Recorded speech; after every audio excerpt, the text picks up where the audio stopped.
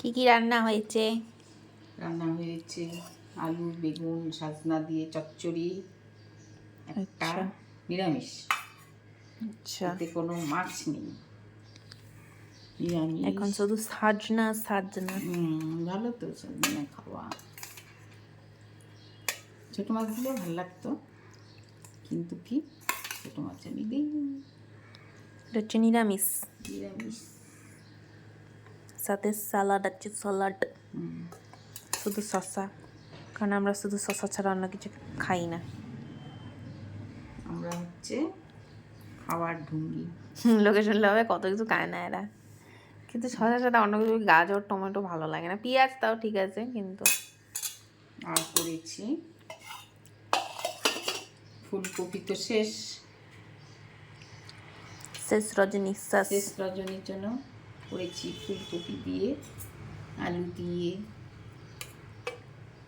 দেখো ফুলকপি দিয়ে দিলাম একখানা, আলু দিয়ে দিলাম একখানা, ফুলকপি আরেকখানা দিয়ে দিলাম, আর দিয়ে দিলাম আরেকখানা। কি আলু দিব না, আমি বেশি আলু পছন্দ করি না। কম কমই আলু খা। ফুলকপি দিয়ে আলু দিয়ে পাতলা করে মাছের ঝোল। মাছ বাদে সব দিয়ে দিচ্ছে, কিন্তু আসল জিনিসটা না দিয়ে সব দিয়ে দিয়েছে। এই যে মাছও দিয়ে দিয়েছি, ভাবছিলাম মাছটা আমি খেয়ে নিব। মাছকে আরেক পিস দিব? না আরেক পিস দিই? না, এক পিসে অত হবে? খেতে পারি না। না, হ্যাঁ হবে না? আরে হ্যাঁ হবে, আচ্ছা, দিও না আর আলু ভালো।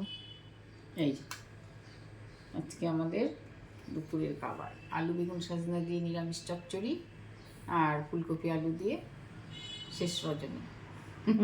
মাছের কারণ আর তো আর ফুলকপি গন্ধ লাগে, আগের মতো টেস্টটা নাই। শীতের দিনে যে টেস্টটা থাকে আর কি, এখন তো সেই টেস্টটা নাই না, আর ভালো লাগবে না, আর খেয়ে নিলাম। এই হচ্ছে আজকের আমাদের খাওয়া দাওয়া।